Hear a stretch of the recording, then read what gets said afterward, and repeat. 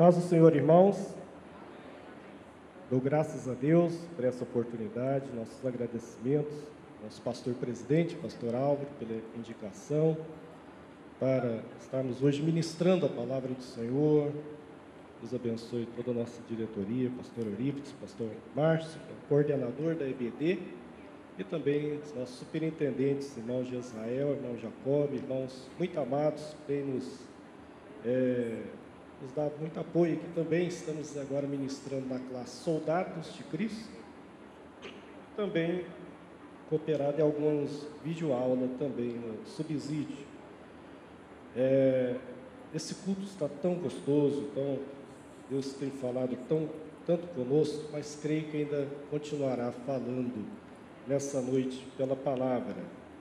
O livro do profeta Abacuque, capítulo 1, nós vamos estar lendo do versículo 1 ao versículo 4, e depois, no capítulo 2 do mesmo livro, do versículo 1 ao versículo 4 também.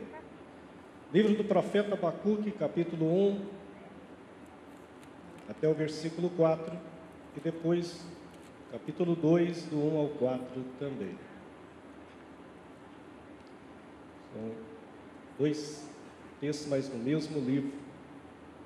Geralmente, quando se lê Abacuque, costuma-se ler sempre o capítulo 3, né? E hoje nós vamos ler o capítulo 1, capítulo 2.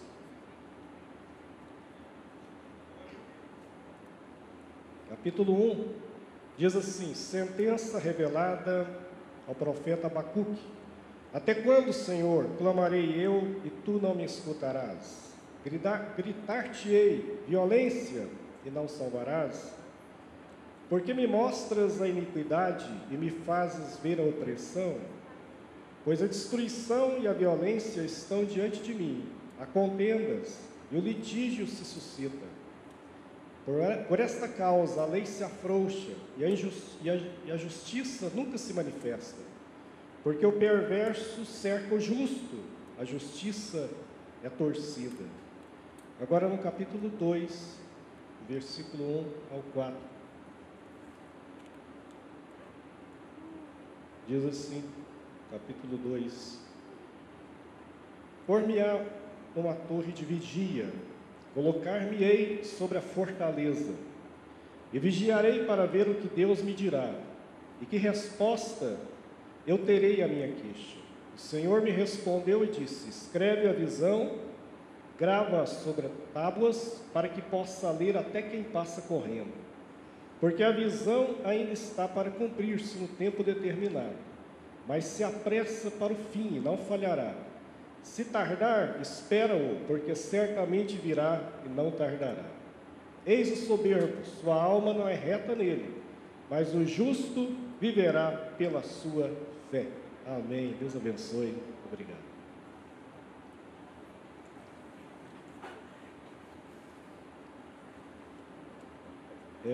Como eu disse, sempre quando se lê Abacuque, lê no capítulo 3, mas esse capítulo 1 e esse capítulo 2 que a gente leu, mostram o clamor não só de Abacuque, mas aqui é o clamor dos profetas.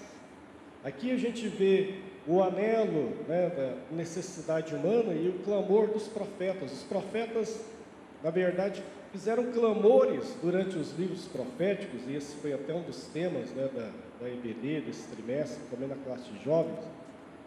Enquanto a classe de adultos estudou sobre o plano de Deus para Israel, com reis e também alguns profetas, mas eles tinham um clamor, e o clamor deles, o clamor dos profetas, é o nosso clamor. O que eles clamavam é o que a gente também clama. Ele dizia: Senhor, por que o Senhor não permite ver a violência? A justiça não está sendo executada. O que ele falou há muito tempo atrás, há 2.500 anos atrás, continua sendo verdade hoje. Até quando, Senhor, eu vou clamar? E ele fala que a sensação que ele tinha é que Deus não estava escutando ele. Até quando eu clamarei e não me ouvirás? E como eu disse, se você for ler os livros dos profetas do Antigo Testamento, você vai ver que eles, vez ou outra, vão estar falando sobre o silêncio de Deus, Eles vão falar, vez ou outra, sobre o silêncio de Deus, o crescimento da iniquidade, da opressão, né, dos problemas. E aí eles clamam e perguntam, Senhor, Jeremias, quantas vezes Jeremias clamou, chorou, viu Nabucodonosor entrar em Jerusalém, depois de cercá-la e sitiá-la, sitiando, levando cativo o povo. Ele viu profecias que ele mesmo tinha falado e que ele torcia para que essa profecia não se cumprisse, porque eram profecias terríveis. Mas o povo não se voltou para Deus, e aquilo aconteceu. E ele, chorando, viu o exército da Babilônia entrar em Jerusalém, destruir o templo e levar seus compatriotas cativos. Ezequiel também clamou. Obadias clamou. Oséias, a vida dele foi um retrato da profecia do que estava ocorrendo com o Antigo Testamento, com Israel. Um casamento extremamente complicado que ele teve com a mulher, e Deus falou, olha, essa mulher infiel aqui é o símbolo de Israel. E você, o marido fiel, simboliza eu mesmo. Ou seja, Israel sempre rompeu a aliança do lado deles, mas da minha parte nunca foi rompida. Joel, cada um deles vai fazer um clamor. Era o clamor deles. Antes dos profetas, Gideão fez um clamor semelhante, quando o anjo do Senhor aparece para ele, quando ele estava no lagar, ali malhando o trigo, o anjo do Senhor diz, varão valoroso, o Senhor é contigo. Sabe a resposta que ele dá em Juízes capítulo 6? Se o Senhor é conosco, por que isso nos aconteceu? Gideão fala isso. Se o Senhor é conosco por isso, por que isso está nos acontecendo agora? Porque essa era a sensação. E cada um veio, e ali eles faziam o seu clamor, mas também Deus, através deles, falava o porquê estava acontecendo. E Deus começa a responder, através dos profetas, fala, realmente eu retirei a minha glória. Realmente eu não estou mais, a minha mão não está encolhida para não salvar, mas os vossos pecados fazem um muro, uma separação. As festas de vocês eu abomino, porque as mãos de vocês estão cheias de sangue. E Deus começa então a falar. Mas chegará o desejado das nações. Chegará o dia em que rios de água viva correrão. Chegará o dia que derramarei do meu espírito sobre toda a carne. Chegará o dia em que o Emanuel habitará conosco. Deus conosco. Eles começam então a falar. Vai chegar o dia, vai chegar o dia. É isso que o profeta Abacuque, Deus fala com ele. Olha, escreve essa visão aí, põe sobre a torre de vigia, porque ela ainda tem um tempo para se cumprir. Mas ela não tardará, ela se cumprirá. E o justo viverá pela fé.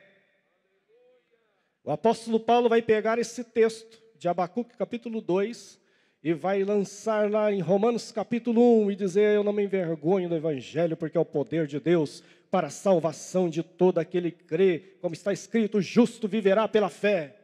É esse texto que vai arder no coração do monge dominicano, Martinho Lutero, quando no ano 1512, ele entra no mosteiro, ele fazia penitências, ele fazia rogos, mas ele não tinha paz na sua vida. E um dia ele lê a Bíblia em latim lá. A Bíblia não era de acesso ao povo em geral, somente a igreja tinha acesso à Bíblia, somente os padres. E ele abre em latim, em Romanos capítulo 1, justo viverá pela fé. E aquilo queima no seu coração. E ele fala, não é por obras da lei, é pela graça, é pela fé. Alguma coisa tem que mudar, está errado. Em 1517 começa a Reforma Protestante. Esse versículo tem impactado gerações durante milênios e até hoje. Mas chegaria o dia em que as profecias se cumpririam, e elas se cumpriram.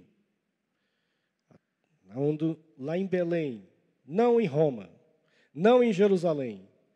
Deus chegou, e diz Paulo em Gálatas capítulo 4, e vindo à plenitude dos tempos, Deus enviou seu Filho para nascer sobre a lei, para resgatar os que estavam sob a lei. Ou seja, Deus determinou, na sua onisciência, que aquele era o tempo certo para a manifestação do Filho de Deus. Jesus poderia ter se manifestado 500 anos antes, na época do cativeiro babilônio. Jesus poderia ter se manifestado no ano 1000 da era cristã. Jesus poderia ter se manifestado agora. Mas Deus decidiu, na sua presciência, que aquele era o tempo. E quando ele se manifesta, muitos não entenderam. E ele vem para mostrar como Deus é. Você quer saber como Deus é? Olhe para Jesus. Quando em João capítulo 14, Jesus fala, olha, eu agora estou indo, mas vocês conhecem o caminho. E eles perguntam, Senhor, qual é o caminho? Tomé pergunta. Ele falou, eu sou o caminho, a verdade e a vida. Ninguém vem ao Pai a não ser por mim. E Filipe fala, então, Senhor, mostra-nos o Pai, que isso nos basta. E Jesus olha para Filipe e fala, Filipe, eu estou há tanto tempo convosco que não me tendes conhecido. Quem vê a mim, vê o Pai. Olha só, o Pai em mim. O jeito de Deus tratar em Jesus, de falar. E aí ele mostra como que realmente aquilo que havia sido profetizado pelos profetas, que Deus havia avisado, agora começa a acontecer. Estava acontecendo. Quando você lê o Evangelho de Mateus, e Mateus escreveu para os judeus, ele, durante grande parte do livro, ele vai dizer, e para que se cumprisse o que disse o profeta Isaías, e para que se cumprisse o que disse o profeta Oséias, e para que se... Sempre ele fala isso, Mateus sempre faz isso. Quando Jesus está recebendo a multidão e as pessoas vindo e ele curando, expulsando demônios, ele diz, olha, para que se cumprisse o que diz o profeta, não esmagará a cana quebrada e não apagará o pavio que fumega. Quando Jesus começa a receber pessoas que para eles eram impuros. A lei considerava impuro o leproso. A lei considerava impuro até mesmo a mulher menstruada. Ela tinha que ficar em isolamento. E é por isso que quando uma mulher com 12 anos de menstruação crônica, com sangramento de 12 anos seguidos, toma aquela atitude, ela estava sendo corajosa, porque ela era considerada imunda perante a sociedade. Mas ela fala, olha, eu não tenho mais nada, eu perdi tudo, eu perdi todos os meus recursos, eu perdi toda a minha saúde, e eu queria ficar oculta, eu não queria jamais aparecer, mas não tem jeito, eu sei que ele está passando aqui, e eu vou escondidinha ali, eu não quero nem me apresentar, eu quero só segurar um pouquinho nas vestes dele, porque eu creio que tem algo de Deus ali. E quando no meio da multidão ela começa a chegar no meio daquele povo, estende a mão e toca na veste, Jesus para e diz, alguém me tocou. Pela lei, ali, ele estava impuro ali. Naquele momento, ele para e diz, alguém me tocou. E os discípulos falam, que é isso, Senhor? A multidão te aperta. Como diz, me tocou? Ele falou, mas esse toque foi diferente. Saiu de mim virtude. Naquele momento que ela tocou ali naquela veste, o sangramento estancou na hora. Sabe, hoje nós estamos aqui nesse culto, e tem pessoas que estão nos ouvindo aí pela internet, que não vêm aqui. Mas não perde quase nenhum culto aí pela internet. Talvez ele vive uma situação que é considerada discriminatória perante a sociedade que ele vive. E ele gostaria muito de estar aqui, ela gostaria de estar. Mas eu quero te dizer que o Senhor está te alcançando agora e dizer, está chegando a hora de você se manifestar. Talvez veio até aqui no culto e está aí meio que escondido e dizendo, eu não quero jamais me manifestar, quero ficar aqui bem escondidinho, mas eu preciso desse toque, eu quero dizer que o toque de Jesus chega em você agora. O toque está chegando aí em você. Virtude está vindo para a sua vinda. Você diz, eu vou me ocultar, mas Ele é aquele que tudo vê. Ele é aquele que lá no Apocalipse escreve para cada uma das 7 igrejas e diz: eu conheço as tuas obras, eu conheço as tuas obras, eu te conheço, eu sei onde vives, eu sei onde moras. Ele fala para uma igreja: olha, eu sei que onde você vive é o trono de Satanás, mas vocês estão aí fiel. Ele diz para outros: olha, eu conheço vocês, vocês são pobres financeiramente, mas eu digo para vocês, vocês são ricos. E para outros que se diziam ricos, ele dizia: vocês são pobres. Para outros que se achavam muito vivos, ele dizia: vocês têm fama de que vivem, mas estão mortos. E para outros que estavam perseguidos, ele dizia: olha, a tribulação de vocês vai ser de 10 dias. E eis que pus uma porta aberta. Você se acha pequeno, mas eu pus diante de ti uma porta aberta que ninguém pode fechar. Porque a porta que eu abro, ninguém fecha. E a que eu fecho, ninguém abre. Eu te conheço. Ele está dizendo. Nada escapa aos olhos de Jesus. Nada escapa aos olhos de Deus. Quando chegou o cumprimento das profecias, Jesus chega na sinagoga em Nazaré para ler o livro de Isaías, no capítulo 61. Não como a gente tem aqui hoje, porque os livros na época eram rolos. Ter uma Bíblia desse jeito aqui era impossível naquela época. Cada livro era um rolo. Ele vai abrindo aquele rolo e lê justamente onde é o capítulo 61, mas na época nem dividido por capítulo e versículo era. O Espírito do Senhor está sobre mim, porque me ungiu para pregar boas novas aos oprimidos, e a pôr em liberdade os cativos, e anunciar o ano aceitável do Senhor. Ele fecha, entrega e diz: hoje se cumpriu essa escritura aqui que vocês estão ouvindo. Estava cumprindo, e Deus fazendo. Deus andando no meio dos homens. Mas um dia, ele morreu na cruz. E na época da sua morte, muita gente não entendeu. Mas ele diz: olha, ressuscitarei ao 3º dia. E ressuscita. E quando ele ressuscita, muita gente não estava acreditando também nas palavras que ele ressuscitaria. E ele encontra 2 discípulos desanimados no caminho de Emaús, e dizendo: olha, a gente estava tão esperançoso que era ele que ia cumprir as profecias, né, ia libertar Israel. E agora já é o 3º dia, ele se apresenta junto deles e fala: o que vocês estão andando pelo caminho, conversando? Eles disseram: você é estrangeiro? Não sabe das notícias de Jerusalém? Jesus Nazareno, homem de Deus, aprovado por Deus em sinais e prodígios, mas que morreu e agora já é o 3º dia. Ele fala, mas a Bíblia diz que ele começa a abrir as Escrituras para eles. Nos Salmos, nos profetas, ele começa a dizer: mas vocês não lembram que lá no Salmo 22, estava escrito até as palavras da cruz? Eu penso que ele começou a falar isso. Se você ler Salmo 22, capítulo 1, está dizendo: Deus meu, por que me desamparaste? Até as palavras de Jesus na cruz está ali no Salmo 22. Vocês nunca leram Isaías 53, porque ele foi ferido pelas nossas transgressões. O castigo que nos traz a paz estava sobre ele. E pelas suas pisaduras nós fomos sarados.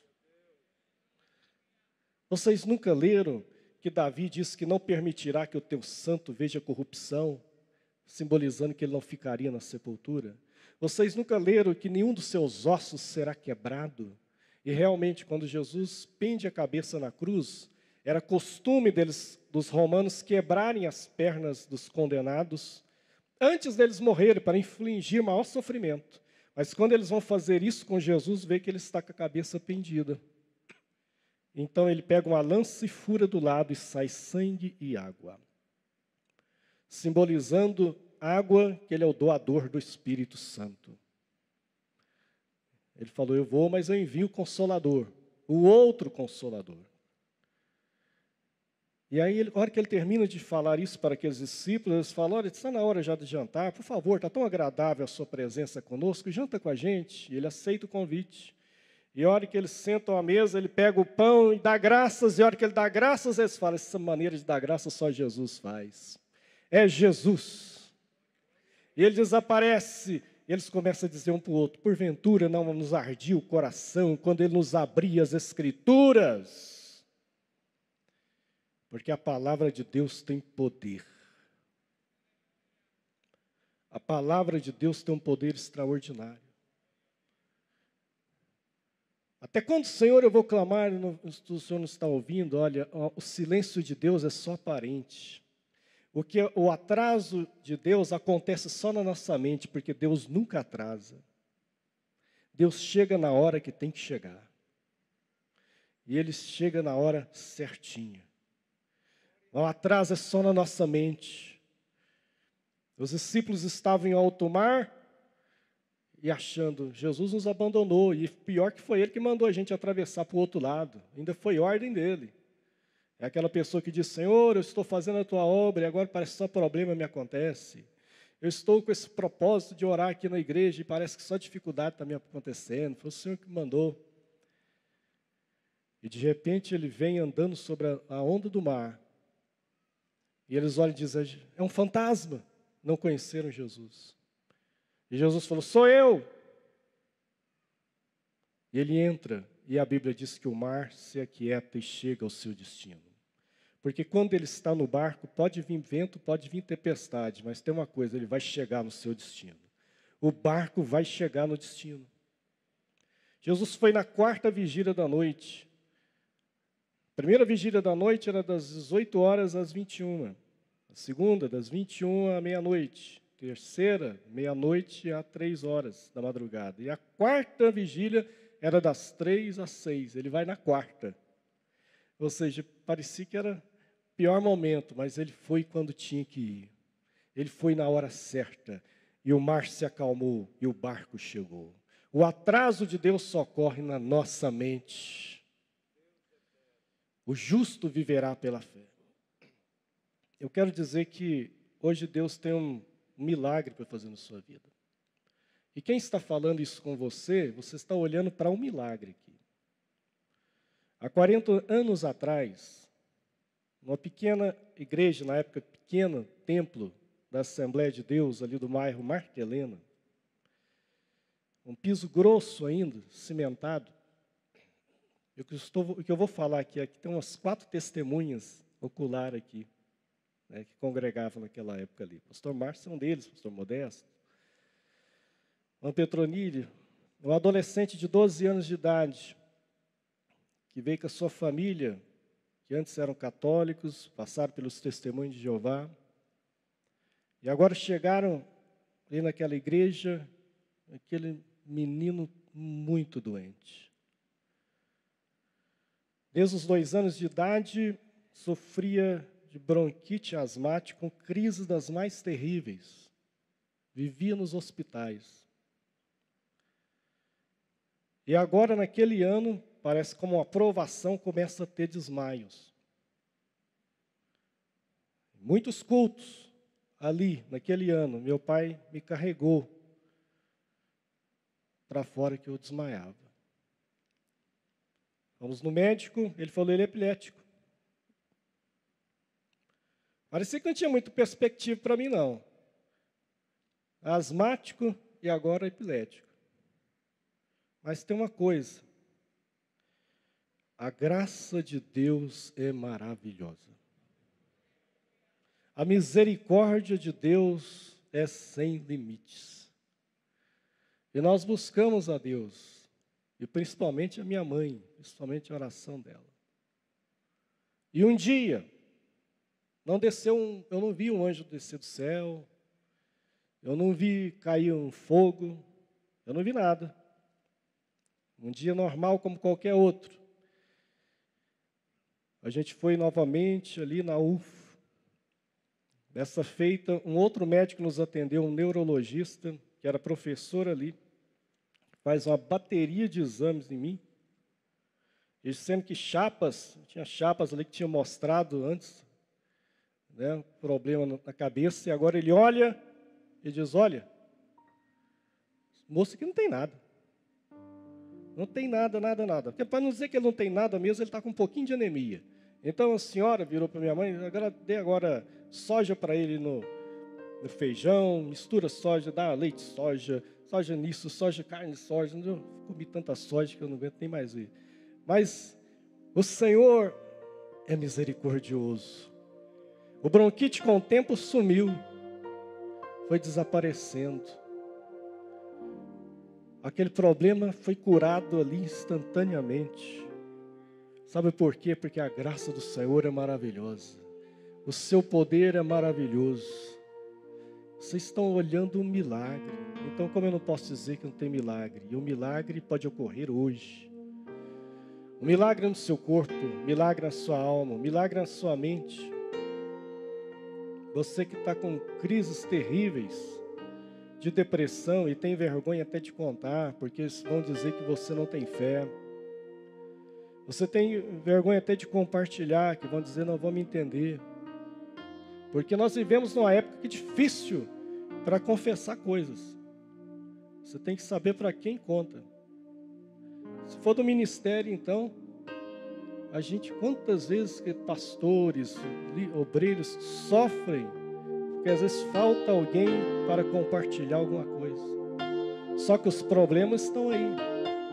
A gente está vendo filhos de pastores suicidar, mulheres de pastores suicidar, pastores suicidando. Isso choca?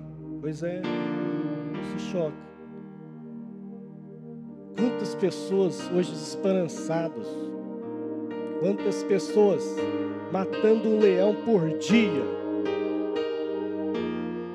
mas ele está aí sofrendo, dizendo, Senhor, até quando eu clamarei? O Senhor não me ouvirá. Está fazendo a oração de Abacuque, mas o Senhor está te ouvindo. Ele diz, olha, escreve, porque a profecia vai se cumprir, fica firme, o justo viverá pela fé. Aí ele entende no capítulo 3, aí sim ele entende, e fala ainda que a figueira não produza fruto, nem no curral não haja mais gado, eu todavia me alegrarei no Senhor, no Deus da minha salvação.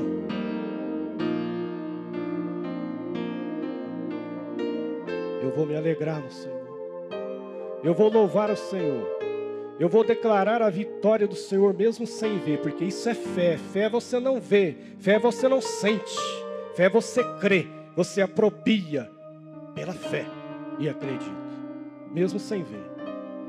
Porque se você vê, não é fé. Se você sentiu, não é fé. Se você não sentiu, não, então isso não é fé. Fé você não sente, fé você acredita. É o que Jesus chegava muitas vezes para alguém e dizia, você crê que eu posso fazer isso? E a pessoa dizia, eu creio. E muitas vezes Jesus disse, então que seja segundo a sua fé. Muitas vezes ele fez isso. Vai e que seja segundo a sua fé. E a pessoa ia, a pessoa chegava cego. Eu fico pensando, a pessoa cega, né, e procurando Jesus, que dificuldade, é cego. Senhor, tem misericórdia. Ele dizia, vocês creem que eu posso fazer isso? Eu dizia, Senhor, a gente crê. Então que seja segundo a sua fé. Abre os olhos, eles abriam e viam. Um leproso que não podia nem entrar na cidade, ele tinha que ficar de fora da cidade, mas ele entra, e quando ele entra, Jesus se aproxima dele, ele grita. A pessoa tinha que identificar, era mais humilhante ainda. Imundo, imundo, tinha que gritar. E quando ele se aproxima, ele fala, imundo, será que ele não está vendo que eu sou imundo? E Jesus fala, o que você quer? Ele falou, se o Senhor pode me curar? Se o Senhor quiser, o Senhor pode me curar? Ele falou, se eu posso, se eu quero. Então Jesus faz aquilo que ninguém podia fazer. Ele tocou no imundo e disse, quero ser limpo. Naquela hora ele foi limpo. As profecias se cumpriam aos olhos de todos. Só que hoje Jesus está conosco aqui, através do Espírito Santo, e as profecias se cumprem hoje também. Ele está te perguntando, você crê que eu posso fazer isso? Você crê? Você crê? Queres ser curado? Tinha vez que a pessoa estava ali quase 40 anos sofrendo, ele fazia uma pergunta que parecia idiota, mas não era. Você quer ser curado? Você quer realmente ser livre desse cativeiro? Porque tem pessoas que ele passa a viver da doença. É um processo tão terrível que a pessoa mentalmente ele passa a viver aquele processo. Parece que a doença vira uma desculpa para tudo na vida dele ou dela. Então é para essa pessoa que Jesus pergunta: você quer realmente ser curado? Você quer? Ele diz: não, mas aí começa a pôr desculpa. Senhor, não tem ninguém para me pôr no rio, aqui no tanque. Ele falou: não estou te perguntando se tem alguém para pôr ou não no tanque, estou te perguntando: quer ser curado? E a hora que ele fala que sim, ele fala: então pega a tua cama e anda. Ergue-te diante do Senhor nessa noite. O Senhor está te dizendo: levanta. Levanta dessa situação. Levanta agora. Levanta e anda. Vê agora e passa a ver que a vida não é só esse cenário negativo que você traçou, de esse coitadismo, eu sou pior, só acontece comigo, ah meu Deus, para com isso. Passa a olhar agora para Jesus, passa a olhar para Ele, para a sua palavra, e passa a dar razão a Deus e a sua palavra. Posso orar? Eu vou pedir que todos se coloquem de pé, nós vamos estar orando. O clamor dos profetas é o nosso clamor. E a resposta de Deus para os profetas é a mesma resposta para nós hoje. Porque Deus, Ele falou assim: eu sou o Senhor e não mudo. Hebreus 13:8 diz: Jesus Cristo é o mesmo ontem, hoje e eternamente. O Deus que me curou é o Deus que pode te curar. O Deus que nos salvou é o Deus que te salva, que te liberta, que dá dons à igreja, porque Efésios diz que ele, subindo ao alto, levou cativo o cativeiro e deu dons aos homens. Quantas pessoas que querem dons, mas não querem ser livre do seu cativeiro? É uma coisa absurda isso. Mas você tem que ser livre do seu cativeiro, seja ele qual for. Seja livre do cativeiro e receba os dons do Espírito de Deus.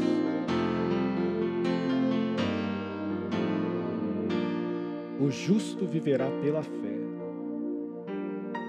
Ainda que a figueira não produza, ainda que o mundo se conturbe, o Brasil politicamente, ainda que pareça que não tem esperança, mas a nossa esperança está no Senhor Jesus. A nossa esperança está em Cristo, sempre foi nele. Por isso que Paulo diz em Colossenses 1:27, né? Jesus Cristo, esperança da glória. Eu quero te convidar aqui à frente. Se há alguém para tomar essa decisão por Cristo nessa noite, vem aqui, eu quero orar por você. Talvez você veio, ficou aí dizendo: gostaria de ficar oculto, mas o Senhor, o Espírito de Deus te revelou, te tocou. E agora está dizendo: vem aqui, vem, aproxima mais. Porque o tempo do opróbrio, o tempo da vergonha passou. O tempo do cativeiro passou. Agora o tempo de cantar chegou. O tempo de renovação chegou. O tempo de cura chegou. O tempo de mudança chegou. Eu quero estar orando. Eu quero orar por você, que às vezes está aqui na igreja, é evangélico, mas o Espírito de Deus te toca para uma vida diferente agora, para algo maravilhoso, para uma novidade de vida. E você gostaria disso. Não precisa se envergonhar. Vir à frente, tomar uma posição diante do Senhor é algo corajoso. É uma atitude de fé. Muitas vezes Jesus fez chamamento público. Ele dizia: vem e segue-me, vem e segue-me, vem e segue-me, vem e segue-me. Era chamamento público. É por isso que a gente faz isso até hoje. Vem, vem. Chegou o dia do jugo cair, em nome de Jesus.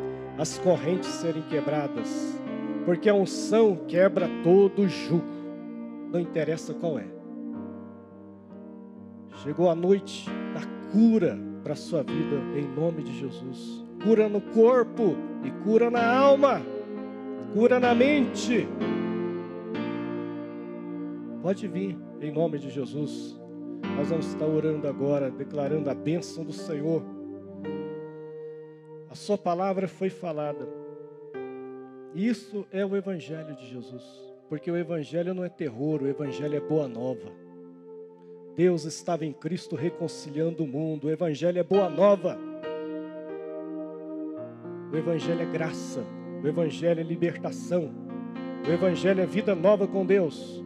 E agora tudo mais passou. E agora você vai dizer como Paulo: eu agora vou esquecer das coisas que para trás ficam e corro para frente para o prêmio da soberana vocação em Deus. Porque o caminho de Deus é para frente, não é para trás, não. É para frente. É para frente, em nome de Jesus.